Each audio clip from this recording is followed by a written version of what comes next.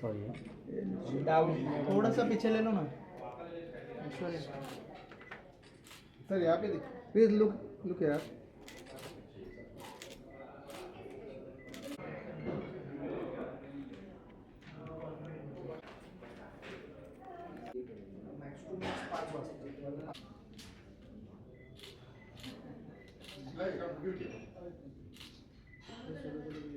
Sir, your left. Wait. I want Instagram. Mind blowing. Thank you.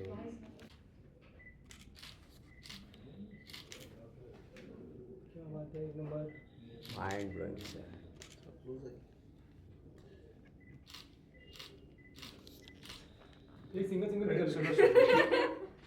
सोलह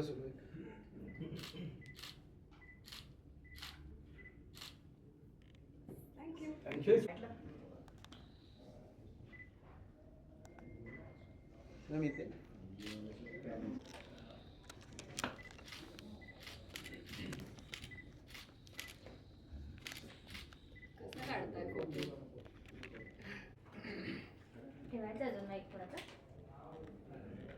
चालू करूया आपण.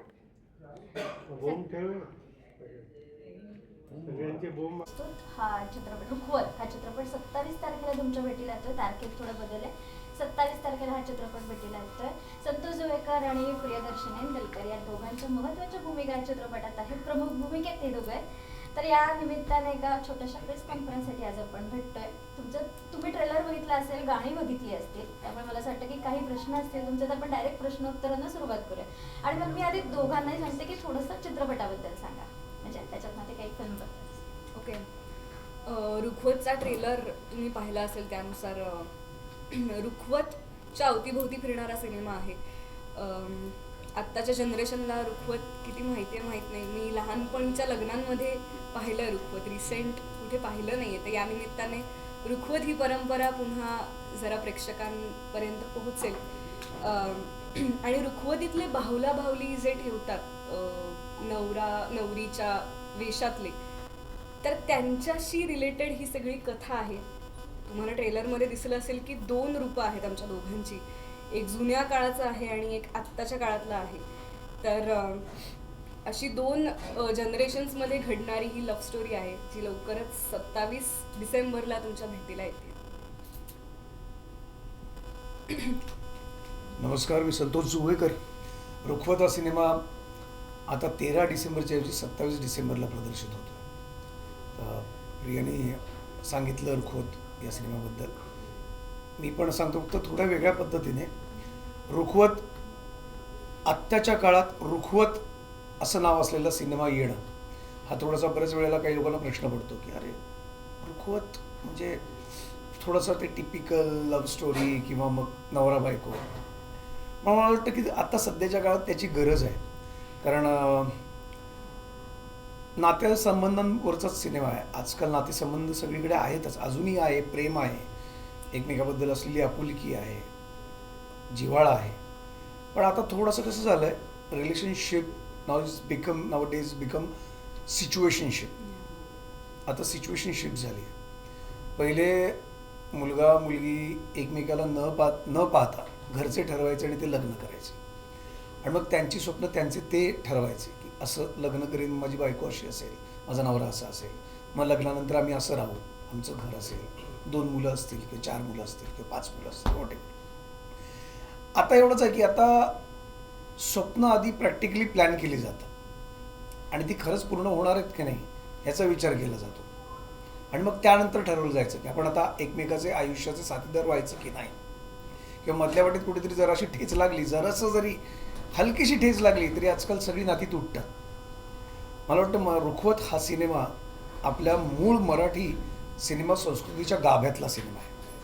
जिथून मराठी सिनेमा जन्माला आला, जिथून मराठी सिनेमातनं प्रेमकथा किंवा नातीसंबंध जन्माला आले, त्या काळात घेऊन जाणारा हा सिनेमा आहे. आणि रुखवत म्हटलं तर रुखवत या शब्दाचा अर्थ आता प्रियाने सांगितलं तसं आपल्या सगळ्यांनाच माहिती आहे की लग्नात रुखवत मांडलं जातं आणि ते रुखवत खास करून मुलीकडून असतं, मुलीच्या घरच्यांकडून असतं किंवा मुलीकडून असतं.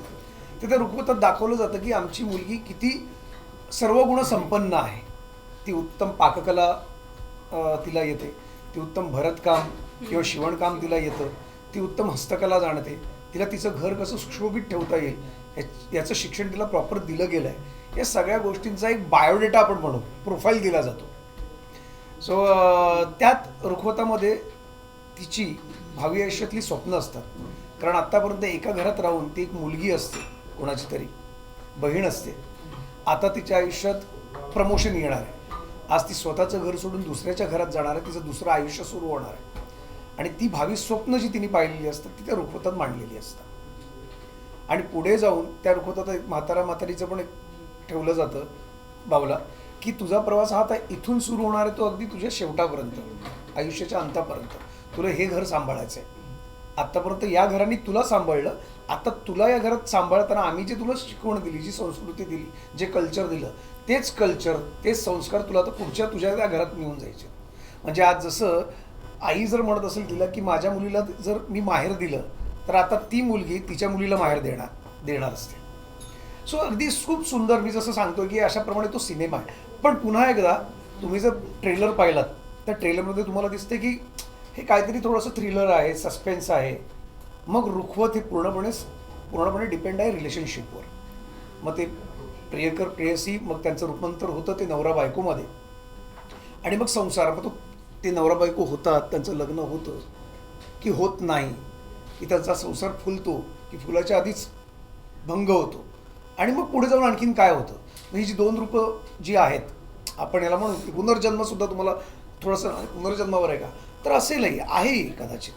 पण तो नेमका पुनर्जन्म काय, कशामुळे, मग त्यांचं प्रेम जर अधून राहतं तर का राहतं, कशामुळे राहतं, आणि मग जर पूर्ण होणार असेल तर असं काय घडतं की ज्यामुळे ते पूर्ण होत आहे. तो हा सिनेमा आहे रुखवत. या सिनेमात अमर नावाचं माझं कॅरेक्टर आहे, जे एक कॅरेक्टर आहे. दुसरं एक कॅरेक्टर आहे, ते त्याचं नाव मी सस्पेन्स ठेवतो. पण ही दोन कॅरेक्टर मी करतो आहे, वेगळी आहे. आणि अमर पुन्हा एकदा हे कॅरेक्टर करताना आत्तापर्यंत मी अनेक वेगवेगळ्या प्रकारच्या भूमिका केल्या, अनेक वेगवेगळ्या धाटणीतले सिनेमे केले. झेंडा, मोर्या, रिंगा किंवा आत्ता नुकता येऊन गेलेला रानटी असेल. तर आत्तापर्यंतची राकट, रावडी किंवा थोडंसं भाई टाईप किंवा रफ टफ अशी इमेज, तेव्हा मला पण खूप इच्छा असते की माझ्यातल्या कलाकारांना एक हावरटपणा असतो की मलाही एक थोडंसं रोमॅन्टिक हिरो करायचं आहे. मी करू शकतो यार, मैं भी कर सकता, असं माझी इच्छा. सो थँक्स टू अल्ट्रा आणि विक्रम प्रधान, आमचे दिग्दर्शक, सगळेच या सगळ्यांनी तो विश्वास दाखवला आणि मी त्याप्रमाणे प्रयत्न केलेत की तसं काहीतरी कॅरेक्टर, तशी काहीतरी इमेज तयार करू शकेल. हा चित्रपट सिरियस करताना कसं काय वाटतं? मला वाटतं सिरियस कॉमेडी याच्यापेक्षा भूमिका काय आहे ते महत्त्वाचं आहे माझ्यासाठी. आणि हास्य जत्रेतलं काम आणि या सिनेमातलं काम हे कम्प्लिटली वेगळं आहे. म्हणजे माध्यमच खूप वेगळी आहेत, त्याच्यामुळे माध्यमांप्रमाणे, गरजेप्रमाणे ती भूमिका साकारणं आणि तशा पद्धतीचा सूर, एनर्जी लावून ते काम करणं हेच आय थिंक ॲक्टरचं काम आहे. तर मला असं वाटत नाही की हास्य जत्रेतल्या इमेज सारखं काहीतरी या सिनेमात आहे. हे खूप वेगळं आहे, रॅदर सिरियस काम आहे. दोन्हीकडे कुठेच असं कॉमेडी झोन नाही आहे या सिनेमामध्ये.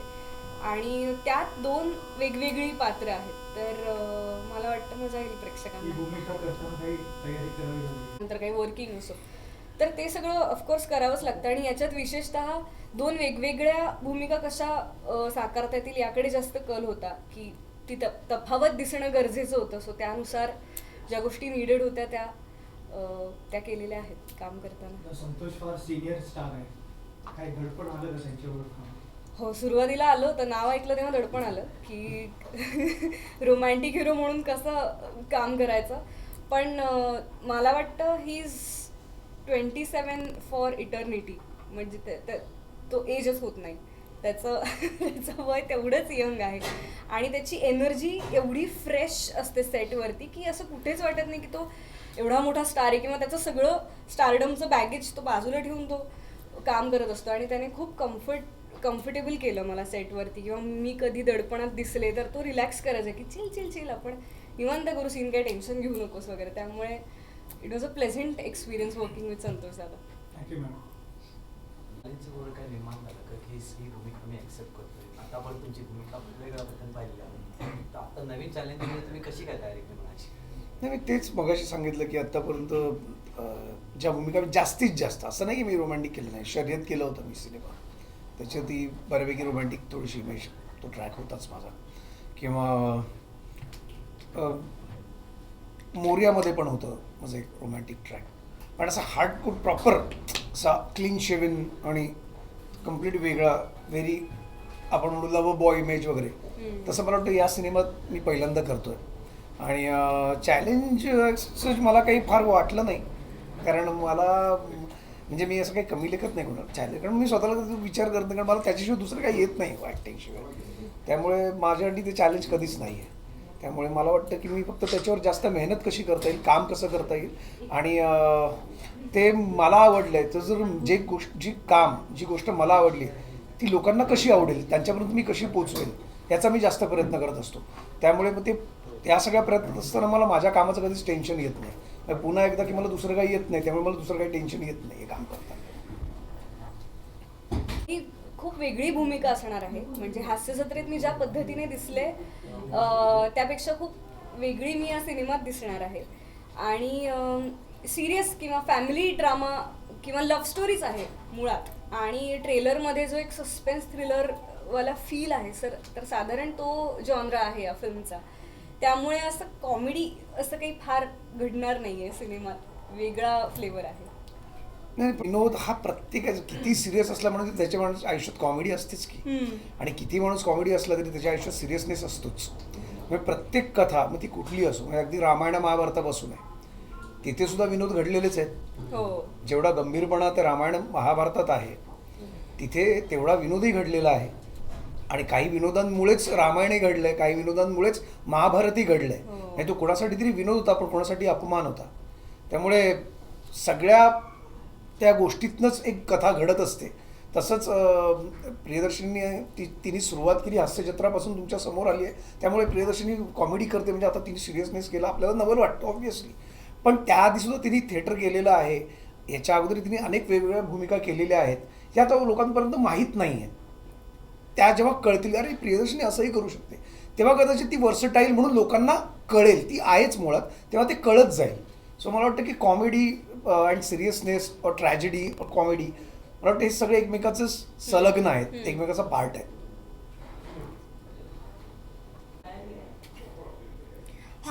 हाँ सॉरी आप लेट आइए.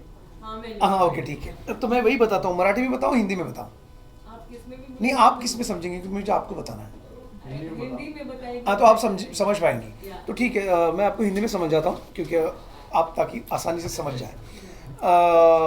मैडम रुखवत ये मराठी वर्ड है जो मराठी संस्कृति में होता है, शायद हिंदी में भी होगा, क्योंकि जब लड़की की शादी होती है, तो वहाँ पे एक डेकोरेटिव कुछ रखा जाता है. वहाँ पे मतलब लड्डू होते हैं बड़े बड़े, या छोटे हम फल जो होते हैं उसके कुछ पंछी बनाते हैं, कुछ एनिमल्स बनाते हैं, या छोटे छोटे घर बनाते हैं, या रंगोली होती है वहाँ पर, या कुछ स्टिचिंग किया हुआ कुछ अच्छा सा आर्ट वर्क होता है. तो वो जो सब चीज़ें होती हैं वहाँ पर, वो मतलब वो बताती है कि जो लड़की है उसमें कितने गुण अच्छे हैं, वो क्या क्या सीखी है अपने घर से. उसका वो एक बायोटा होता है कि वो लड़की अच्छा खाना बनाना भी जानती है, वो अच्छा कुछ आर्ट वर्क करना भी जानती है, वो बहुत कुछ अच्छी तरह से उसको सब, शी इज एक्सपर्ट इन दिस, वो बताते हैं उनके घर वाले और लड़की की तरफ से.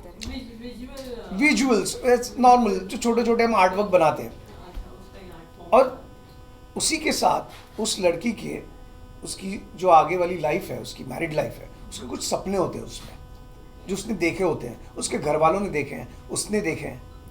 और वहाँ जाकर अभी उसमें बताया जाता है कि ये लड़की है उस घर से जा रही है, जो आज तक इस घर में थी, उस पर जो संस्कार हुए हैं, वो जिस तालीम से गुजरी है वो बहुत अच्छी है. अब ये लड़की एक घर की बेटी थी, बहन थी, लेकिन अब वो एक घर छोड़कर दूसरे घर में जा रही है. अब वो उस घर की बहू होने वाली है, किसी की माँ होने वाली है, किसी की बीवी होने वाली है. तो जो संस्कार, जो तालीम उसे यहाँ दी गई है, और वही तालीम, वही संस्कार वो लेके दूसरे घर जा रही है. तो ये सिंबॉलिक है रुखवत. और रुखवत रिलेटेड है एक रिलेशनशिप से भी है. हस्बैंड वाइफ का रिलेशन, एक मैरिड लाइफ रिलेशन जो होता है उससे भी मायने रखता है ये रुखवत। सर एक क्वेश्चन है आपसे, ठीक है आपने जो भी सबको बोल भी दिया है, एक ऑडियंस के लिए एक मैसेज दे दीजिए आप दोनों कि फिल्म का क्या मैसेज है यंग जनरेशन के लिए सामाजिक, और ये कब किस तारीख रिलीज हो रही और आपको आना है। मैं सही बोलूँ इसमें ना कोई मैसेज नहीं है सर, ये कहानी है दो, एक लड़का एक लड़की जो अपना प्यार पाना चाहते हैं और अपना प्यार पाने के लिए किसी भी हद तक जा सकते हैं, और ऐसी हद तक जाते हैं कि वो भगवान को भी मानना पड़ता है, और भगवान किस तरह से मानते हैं, किस तरह से उनको दुआएं देते हैं, वो आपको इस फिल्म में पता चलेगा। तो मैं ऐसा नहीं बोलूँ कि हम फिल्में कोई मैसेज नहीं देती, लेकिन मैं फिल्म में हर चीज़ में, ऐसी कोई नहीं कि फिल्में ही ज़रूरी है, हम कोई भी काम करते हैं हम कुछ तो कुछ मैसेज देते ही हैं, लेकिन कभी भी पता नहीं चलता कि हम मैसेज दे रहे हैं या नहीं दे रहे, शायद सब सामने वाला कुछ ले ले उससे मैसेज ले ले। तो मैं मानता हूँ कि ये फिल्म जो रुखवत है ये सिर्फ एंटरटेनमेंट है, मनोरंजन है, अगर इसमें से अगर कोई मैसेज मिल रहा है यंग जनरेशन को तो बहुत अच्छी बात है हमारे लिए। आप क्या कहना चाहेंगे मराठी में? रुखवत हा सिनेमा 27 डिसेंबरला आपल्या भेटीला येतो आहे, जो एक फॅमिली एंटरटेनर आहे। खूप दिवसांनी लव्ह स्टोरी चा सिनेमा येतो आहे आणि विशेषतः आम्ही दोघं पहिल्यांदाच ऑनस्क्रीन एकत्र काम करणार आहोत, तर त्याबद्दल लोकांमधली उत्सुकताही आमच्यापर्यंत पोहोचली आहे। तर रुखवत हा सिनेमा बेसिकली तुम्ही तुमच्या गर्लफ्रेंडबरोबर, बॉयफ्रेंडबरोबर, एक्सबरोबर, फ्युचर पार्टनर्सबरोबर, नातेवाईकांबरोबर, फॅमिलीबरोबर, अनोळखी लोकांबरोबर, कोणाबरोबरही बघायला जाऊ शकता थिएटरमध्ये 27 डिसेंबरपासून।